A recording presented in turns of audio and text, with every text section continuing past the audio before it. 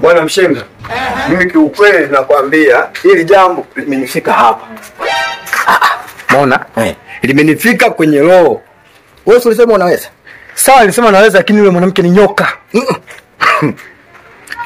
Mimi kale kabinti nakajua tangu kanakuwa.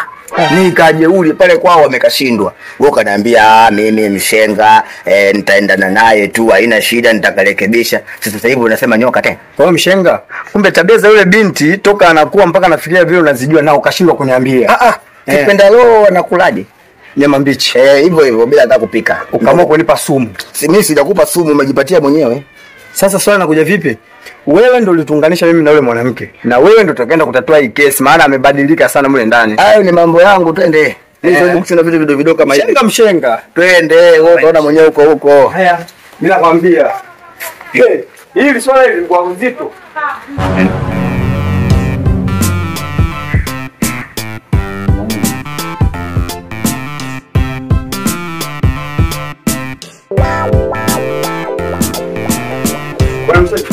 Karibu sana. Ila ngoja kwanza nimwangalie. Sasa tutoke vipi? Sio pata mkao huko. Ingia. Ndio. Godi. Karibu. Habari sema. Salama. Ngoja wangu chukue kiti kwanza ukae.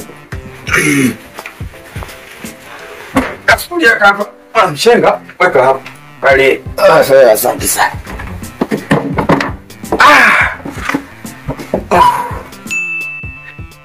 Mshenga, kama nilivyokuambia kule. Unapomwona mke wangu ndio hivi. Yaani hanishtuki kwa chochote, muda wote yupo busy na simu, mtandaoni, kuchati. Haina shtuki kama mume wangu kaingia muda huu. Sielewi shida ni nini.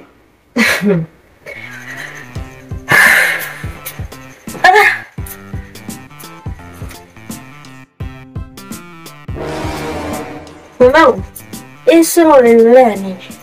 Hiyo mimi nilikununulia kwa sababu ya mawasiliano. Ya mawasiliano.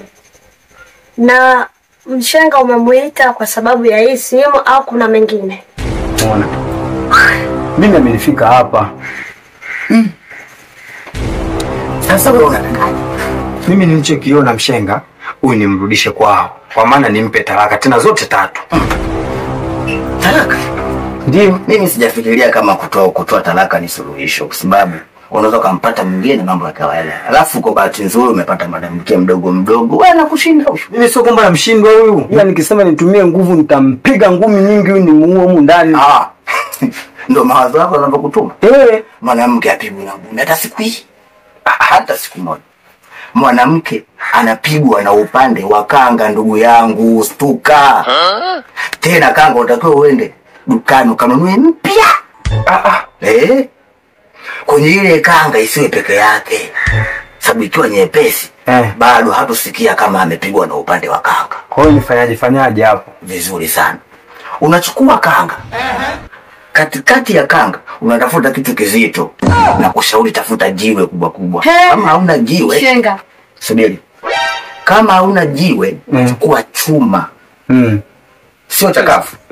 Chuma cha leli unaweka. Unaviliga vizuri. Alafu kwa kumpiga, unazungusha. Unampiga.